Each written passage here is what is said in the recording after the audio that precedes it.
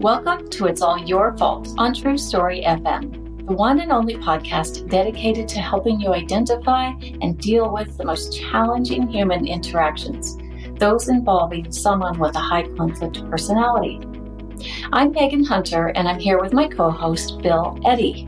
Hi, everybody. We are the co-founders of the High Conflict Institute in San Diego, California, where we focus on training, consulting, coaching, classes, and educational programs and methods, all to do with high conflict. So today is episode 6 of our 5 Types of People Who Can Ruin Your Life series. This time focusing on narcissistic high conflict people and their involvement in domestic violence, if any. But before we start, please send your questions to podcast@highconflictinstitute.com anytime, or on our website at highconflictinstitute.com/podcast, also anytime, where you'll also find all the show notes and links for today's episode and all the episodes.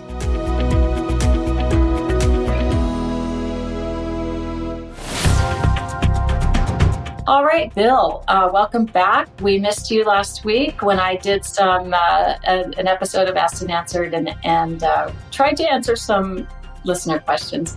Hopefully they were okay. But today we're going to talk about narcissistic HCPs. And in your book, 5 Types of People Who Can Ruin Your Life. Now, we started in association with this podcast. We started talking about the antisocial high conflict people and borderline high conflict people, and then followed up about those two and their involvement, if any, in domestic violence. This week, we're focusing on narcissistic personality disorder, high conflict people, and, like I said earlier, if they have involvement in domestic violence or not. So, Bill, you titled this chapter in the 5 Types book, the I'm superior, you're nothing type. And you start the chapter with, do you know someone who thinks they're better than everyone else and seems bent on proving it over and over again, and always at other people's expense? Maybe you were charmed by them at first, but now find them acting superior to you or entitled to special treatment. Perhaps you feel they've sabotaged you or blamed you for something in their quest to get ahead or gain prestige and attention. These are all hallmarks of a narcissistic high conflict person. And to have a personality disorder, according to the DSM, someone must have significant social impairment and or internal distress. So, Bill, break that down for us. What does that mean? Social impairment and or internal distress. Well, this is a threshold issue for all personality disorders in the diagnostic manual. And of course, let me just make sure people know we're not teaching you to diagnose anybody, and don't tell anybody you think they have a narcissistic personality disorder, even though nowadays it's very popular to say, you're a narcissist. No, you're a narcissist.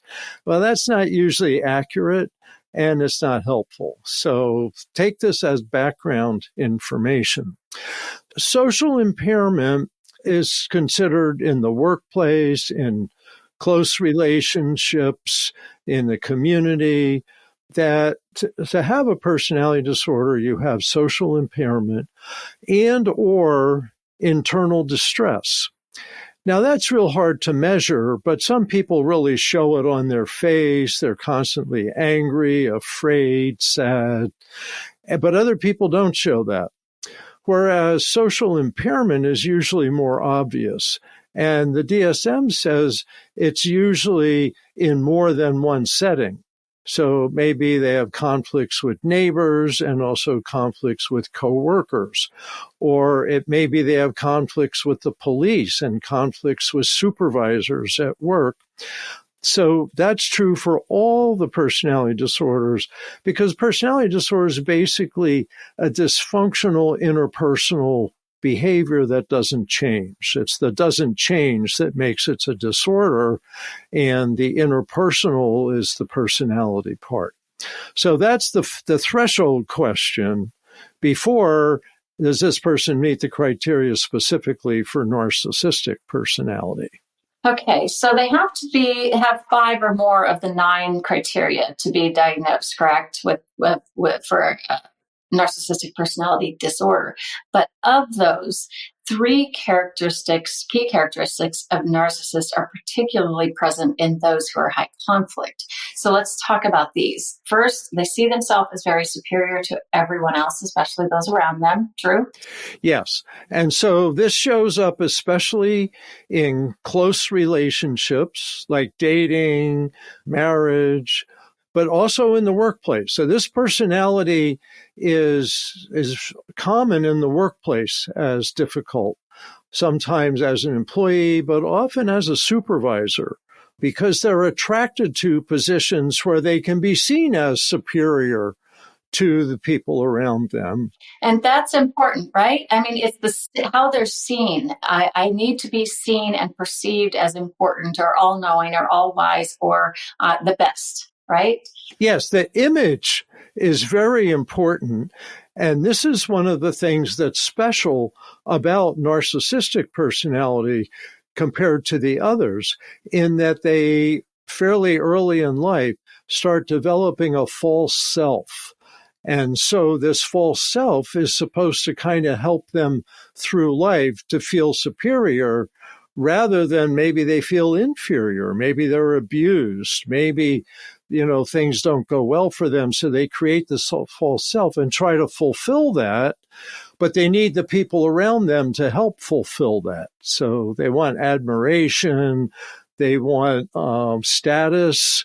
They want, like in companies, they'll step on people to go move up, like their coworkers. They'll say, I get credit for what that person did instead of that person. And if something goes wrong, it's always somebody else's fault, not their fault.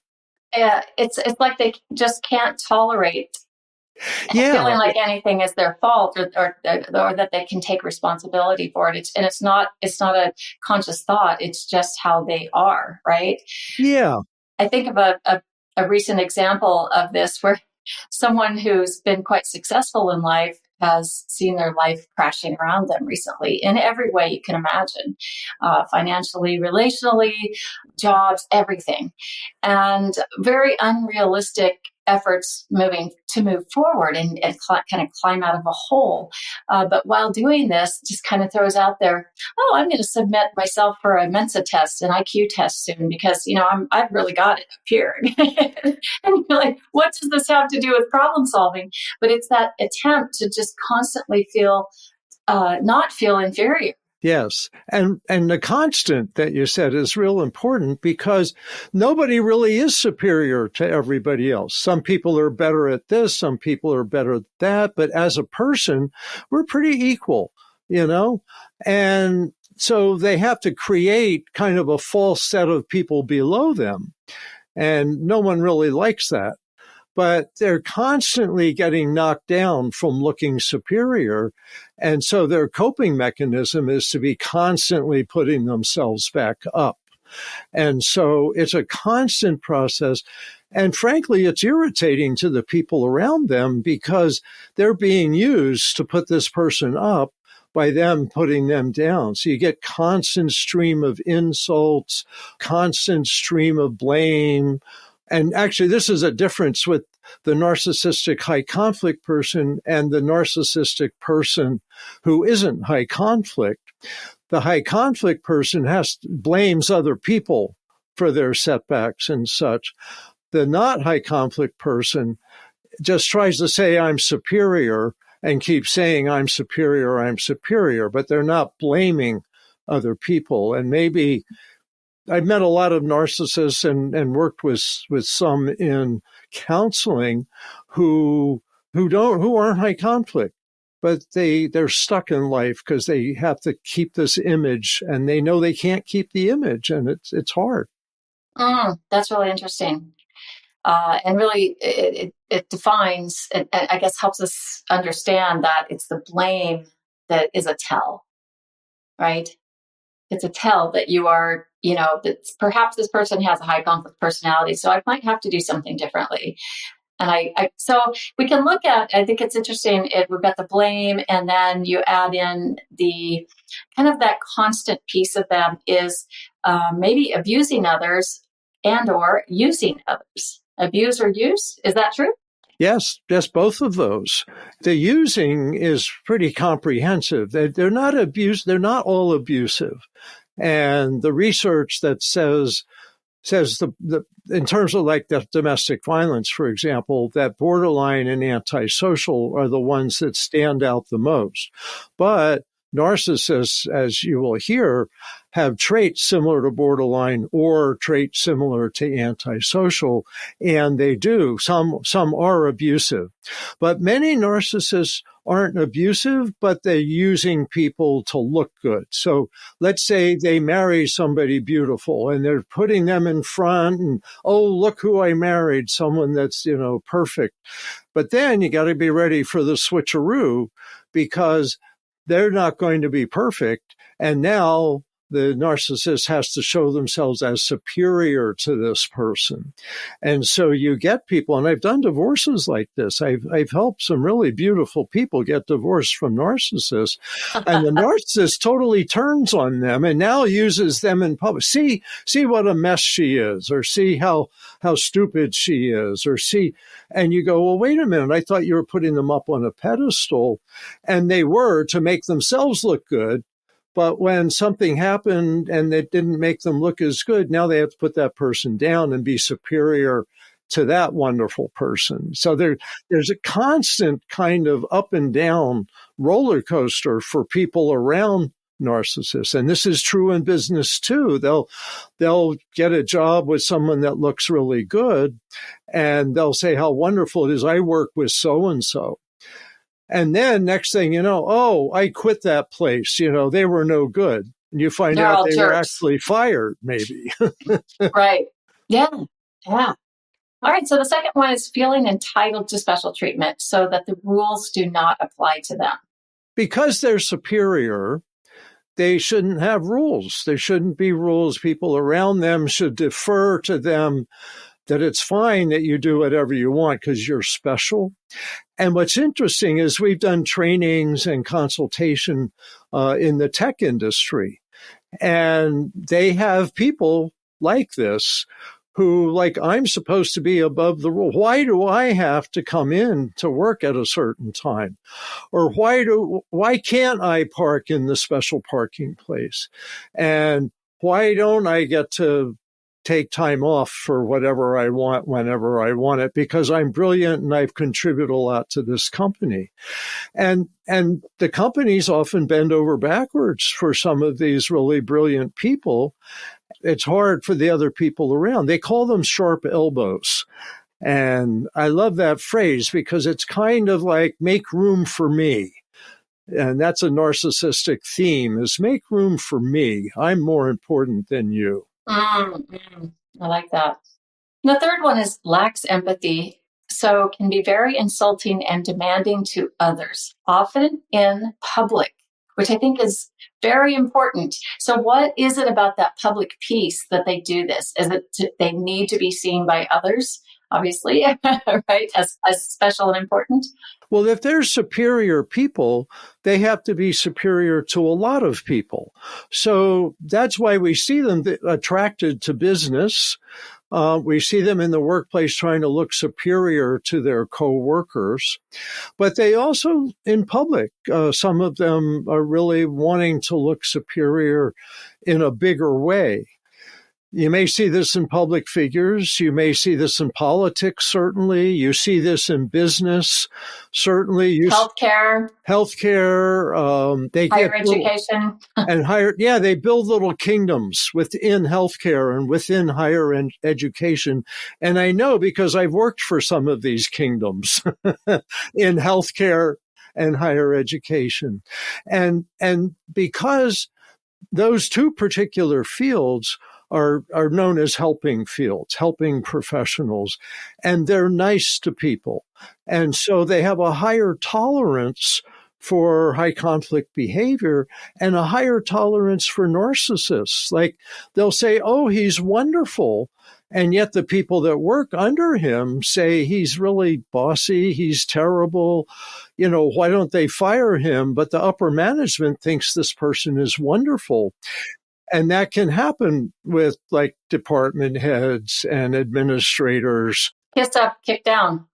Yes, kiss up, kick down. It's very much like that. But I want to emphasize that majority of administrators, the majority of department heads are not high conflict personalities. We're talking about, maybe 10% of people. So I don't want to say, but maybe it's 11 or 12% in healthcare and higher education because they attract people that want to be powerful and they tolerate people often too long. They may, I think of examples where there's been a person, pretty likely narcissistic, who has been told you have to improve your behavior or you may be let go.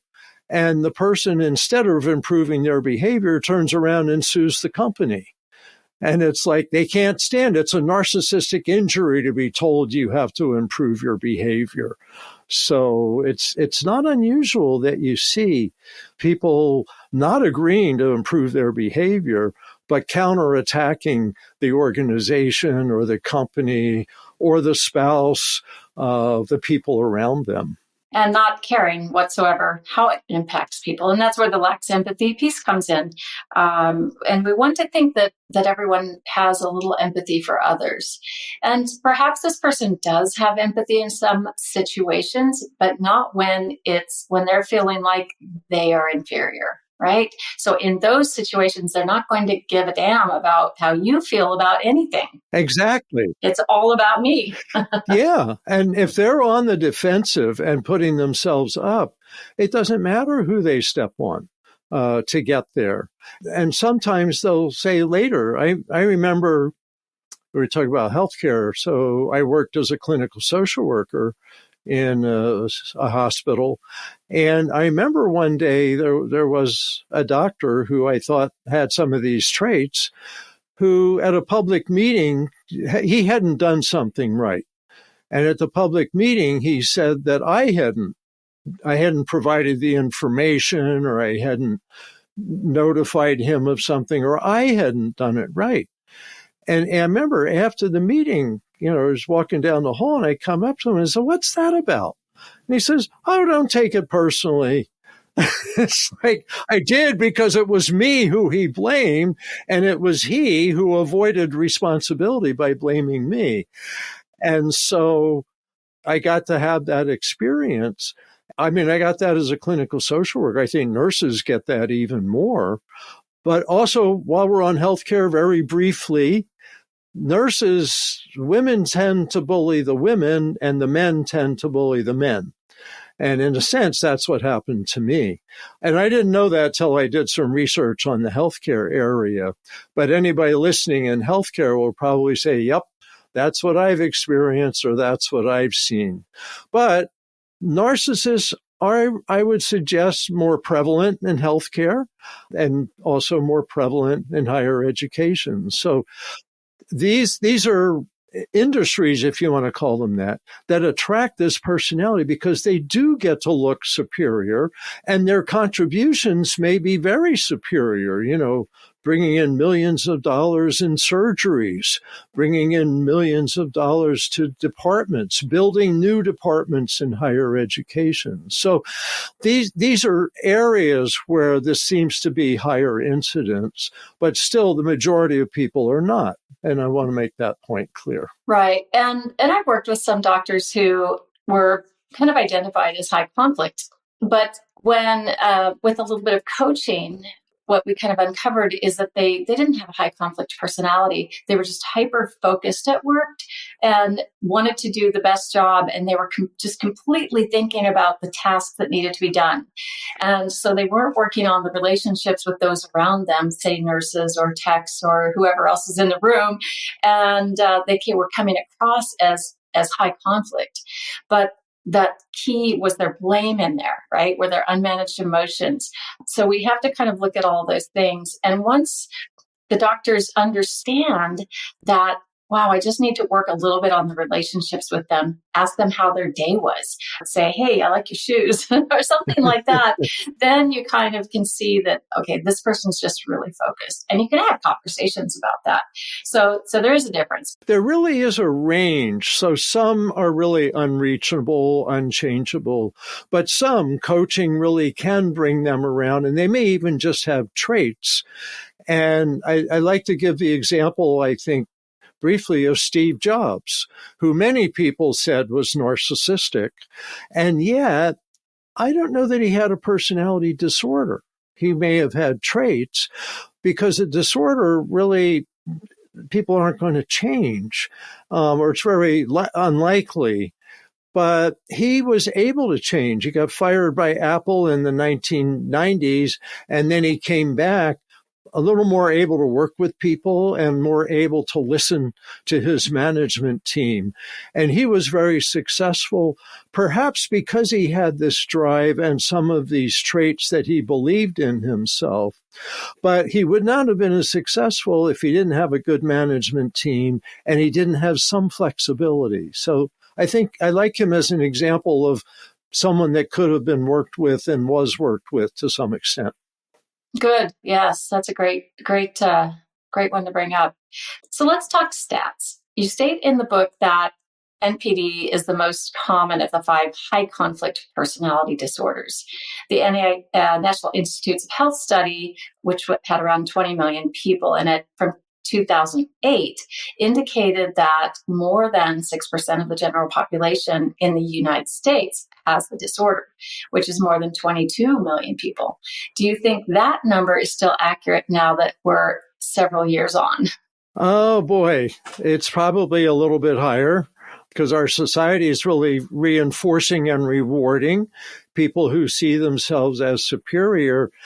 And this may, I don't know if it's fair to say this, but I think things like TikTok attract people that want to show themselves as special, and that there's a drive. So I think that's another place that attracts narcissists who put themselves out there, even if they aren't that good. But also, my guess is vast majority are not, certainly don't have narcissistic personality disorder. But it's an attractive place because you get to be, and you can say how many million people you have. I mean, there's good people that get a lot of millions of people too. So it's an interesting dynamic, but yes. Okay. Do the newer DSM figures align with that number? Well, the DSM says 6.2% from that big study you mentioned, but it also mentions other studies. And so they don't like these high numbers.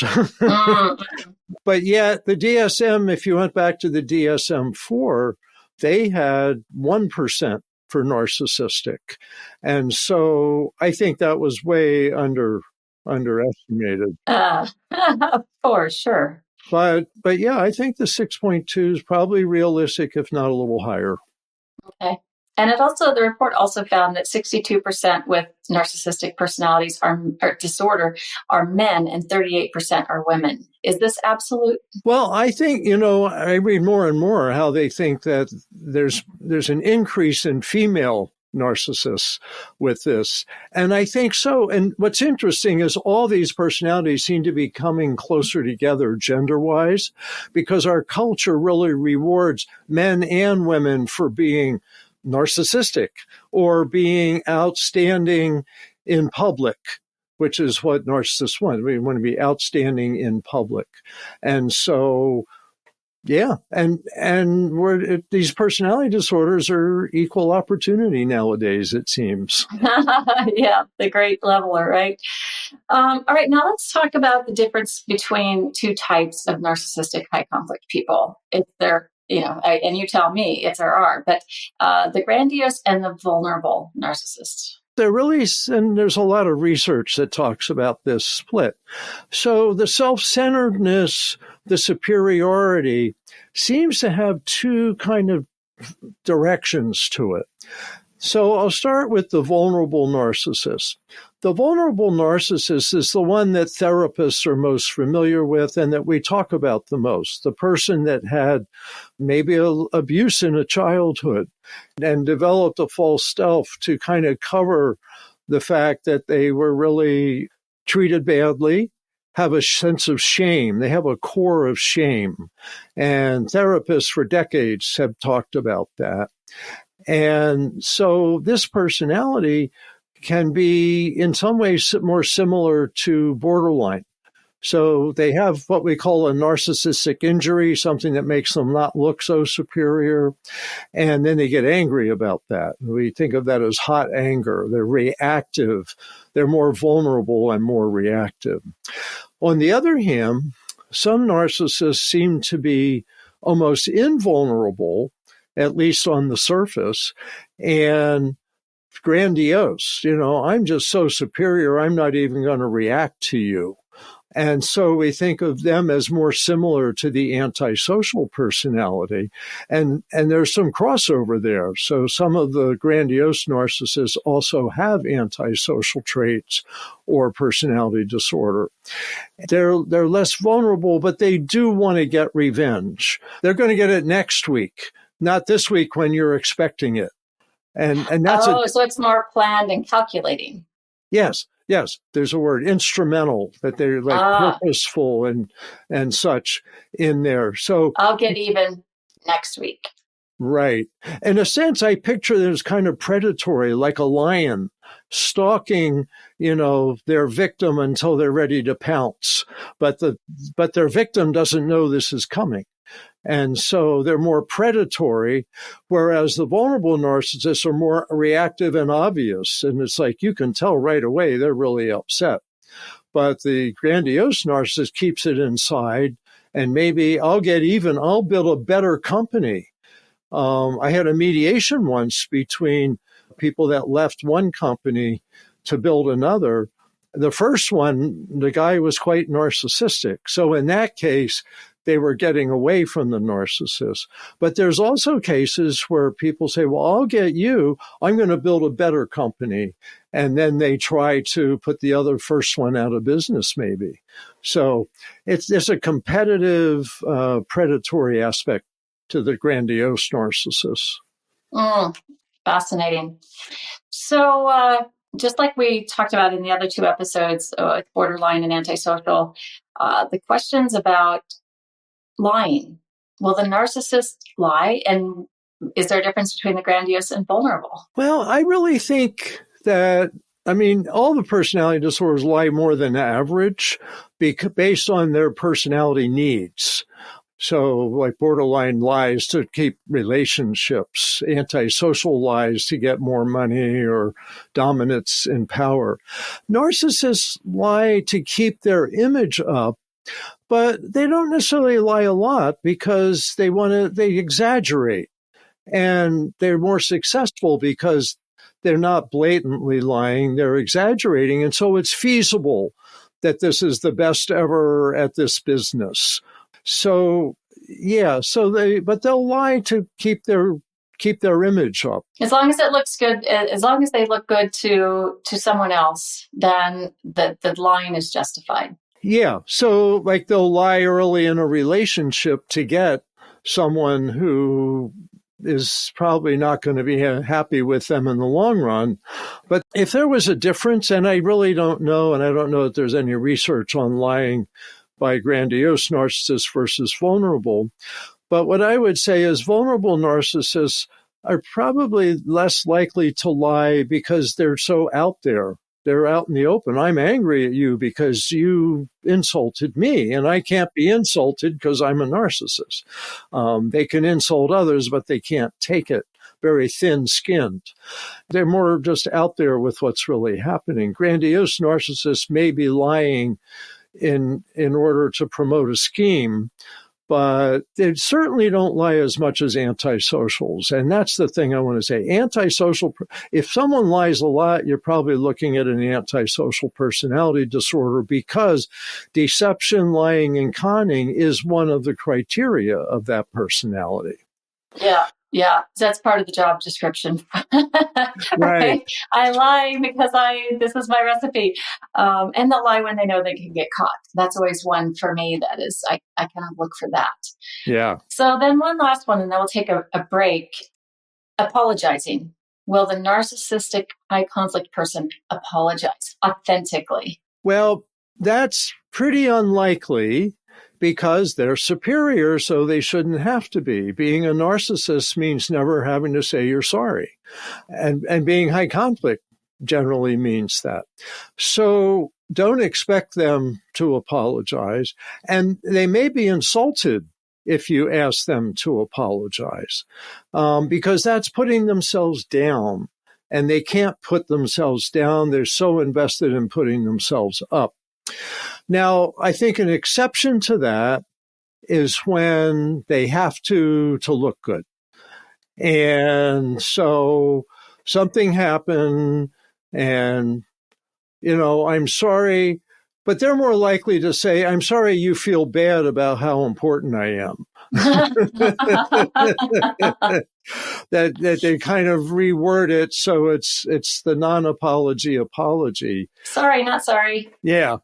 Or gritted their teeth. If you don't say you're sorry, you're fired. All right, I guess I'm sorry. Yeah. But their behavior will show that they're not really sorry. So I wouldn't expect that. And I wouldn't seek that with a narcissist. It's a waste of time. You just get a false apology at best and get an escalation of conflict at worst. Oh, gosh. I hear so often people say, I'm not moving on in this relationship until I get an apology. Right? Oh, well, guess what? You're not moving on. But that's what the narcissist will say. They'll want you to apologize. But you shouldn't apologize. Don't seek an apology and don't give a false apology. Talk about what you want in the future if there's a problem, because you're not going to get an apology about the past. Right. Yeah. Other people will give you that, but not this person. Mm-hmm. All right. Let's take a quick break and we'll be back to talk about domestic violence and NPD, high conflict people.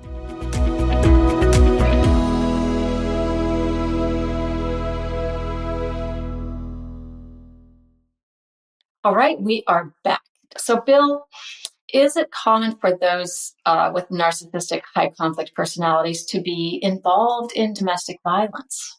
The answer is they're more involved in domestic violence than the average person, and all the personality disorders apparently are.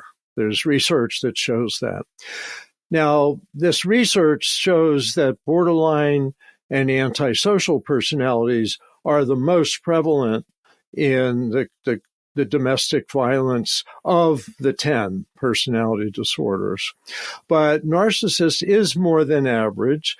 And what we see is similar domestic violence to that of borderline and antisocial. So the vulnerable narcissists that we just talked about have the hot reactive anger. They feel a narcissistic injury, they feel insulted or threatened, and so they strike out more impulsively, reactively. And so that's the kind of domestic violence you see with them. With the grandiose narcissists, you may see the more planned reaction a week later. It's not the hot reactive, it's a cold, I don't know if I want to say predatory, because antisocial personalities are more predatory, but a narcissist will kind of store in the back of the mind, okay, I'm going to get them when I get around to it, or when I'm in a better position, then I'll show them how inferior they are and superior I am. So, they may think of it like there may be a public meeting next week. Maybe the company, maybe the department's having a meeting next week. It's a great opportunity to humiliate this person who you feel disrespected you if you're a narcissist. Yeah. Ouch, yeah. Yeah, but it's very normal thinking for them. It's just how they think. Yeah. How about stalking? It could be. If there's an incentive for them, they let go of relationships much more easily than, say, borderline. So they're less likely to stalk than borderline. But I wouldn't rule it out, especially a vulnerable narcissist that's like, you may have to pay for this. You've made me look bad. And so they could engage in stalking. They may feel threatened, certainly, by a new relationship. Their partner maybe got divorced from them, and now they may be in a new relationship and they want to check up on them. But it's not as significant, I would say, with narcissists as with borderline, where there's a lot of stalking. You mentioned that there's a difference between the narcissistic and the borderline in that the narcissists are able to let the relationships go much more easily. And why is that? Well, because they're going to move on. They're not dependent in the same way that a borderline would be dependent on a partner, because in a sense, narcissists don't get that close. Borderline can get close and they can care and they have empathy. And so if a relationship blows up, it's a bigger loss to them. For a narcissist, it's like, oh, I'll go somewhere else. Moving on. Yeah, you weren't that important to me anyway. And that's got to be crushing for the partner who's left behind, because they thought they had a close relationship, and then it was a mutually adoring relationship, I guess. And for the narcissistic brain, it's saying, no, I can just move on, right?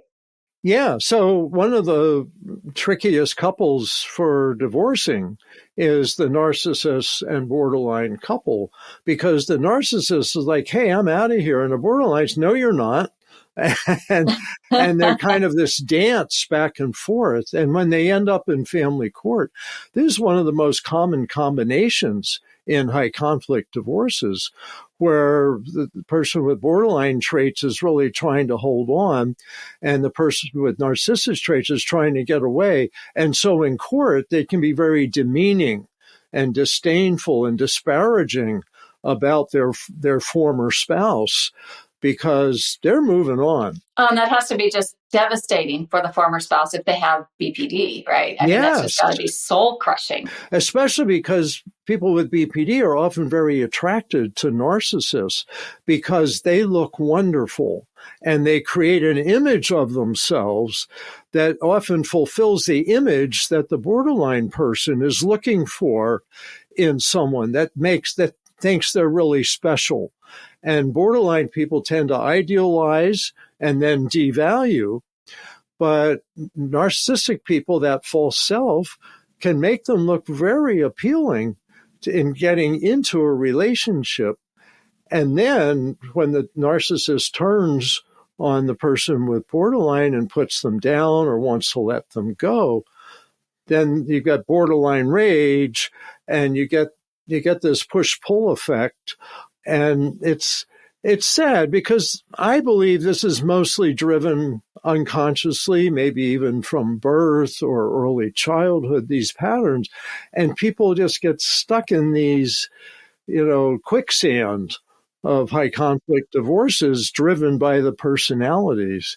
Now, I'm not saying everybody in a high conflict divorce has two people with a personality disorder. Many cases, maybe half, it's one person. But with the narcissist and a borderline, when there's domestic violence, the borderline's like pushed away by the violence, but wants to hold on to the relationship. And so there's a coming and going. So borderline's kind of in and out. Their cycle's up and down, whereas narcissist is more, I'm out of here. It's a little more one way. And they'll do what it takes to get away, including disparaging their former spouse in really mean terms. So it's interesting dynamics. And if people don't understand this stuff, they totally miss the dynamics. And they might go, oh, she's really being a jerk. She's trying to hold on to him. When you find out that he was really being a jerk and that she believed in who he was, but now, doesn't know what to do. So people get blamed for each other's behavior with high conflict people because they're so good at that. What are some signs that your partner may have a narcissistic high conflict personality in a way that should make you concerned about your safety, perhaps? I wouldn't be as concerned about safety with narcissists as, say, borderline or antisocial, but potentially the thing you want to watch out for is their superior attitude letting you get into situations where you might be harmed, even if not by them. And, with the safety stuff, it's often keeping track of times of high risk. So divorcing a narcissist, that's a big, huge narcissistic injury. And I think the statistic is 7 times more likely to get murdered at the time of separation than during the relationship. So if you're separating, make sure you're in a safe place when you're sending the message that you no longer want to be with this narcissistic person. And that's true with borderline and antisocial as well. If you know this pattern exists, you want to get to a safe place before you pull the plug and trigger the narcissistic injury. Because that narcissistic injury is when you may get violence with a narcissist, and especially the vulnerable narcissists, because they're so reactive. But a grandiose narcissist may feel like they have to punish someone. And so all of this is kind of patterns. You see the narcissistic pattern of putting you down or putting other people down. That's probably one of the bigger warning signs, is that they can demean people in this way, show disdain and disrespect in this way, then they may not care if they cause some injury at some point. Yeah. It could turn toward you, right? Yeah. Yeah. And don't be surprised if suddenly that person has a new partner very quickly, right? Oh, yeah. Narcissists are always looking for admiration from other people. And actually what you see, it's not unusual that you have them in a marriage, say, but they're also having an affair. I remember working in group therapy and chemical dependency treatment program in psychiatric hospital years and years ago. And there was a guy that said, I have 3 girlfriends and they don't understand me. They know about each other. There's no lying. Everything's out in the open. And they just don't understand. I have more needs than the average person. And so I have to have at least 3 relationships going at any time to fill my needs, So how narcissist can you get to tell people that they need to share you to fill your needs? And that was quite blatant in that case. And the group gave him feedback that, you're a narcissist. It brings to mind a certain television show that's been on for many, many years now with this exact scenario. So, we don't want to take domestic violence lightly, and we don't want to, alarm anyone unnecessarily either, but watch for patterns, right?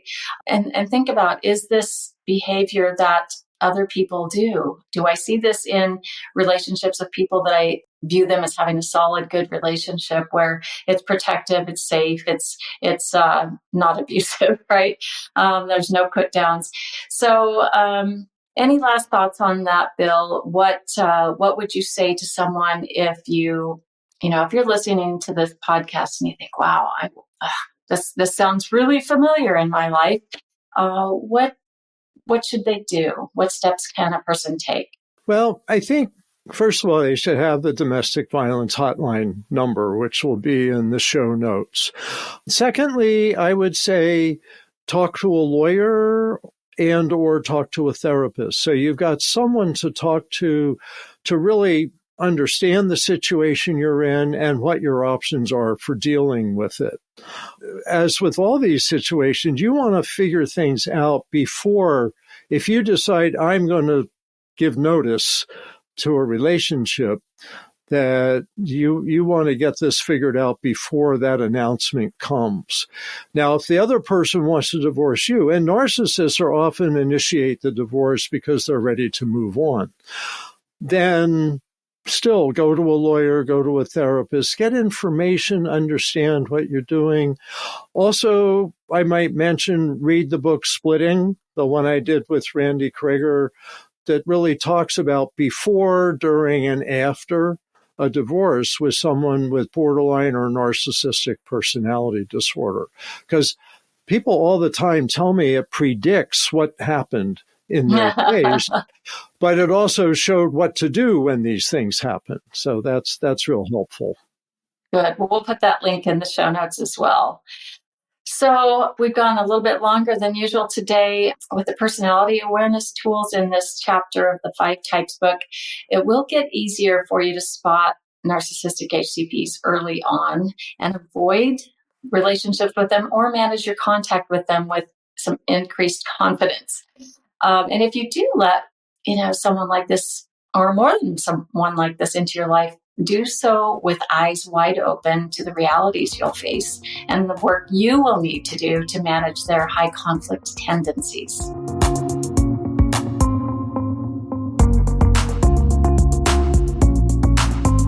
Thank you for listening today. We hope this has been helpful. We do have 2 more episodes in our 5 Types series. One on antisocial or on histrionic personalities and one on paranoid personalities. But we're going to have 2 other episodes first. The first one will be with our special guest, Rebecca Zung, to also continue this discussion on narcissistic personalities, and followed by an asked and answered episode where we answer your questions.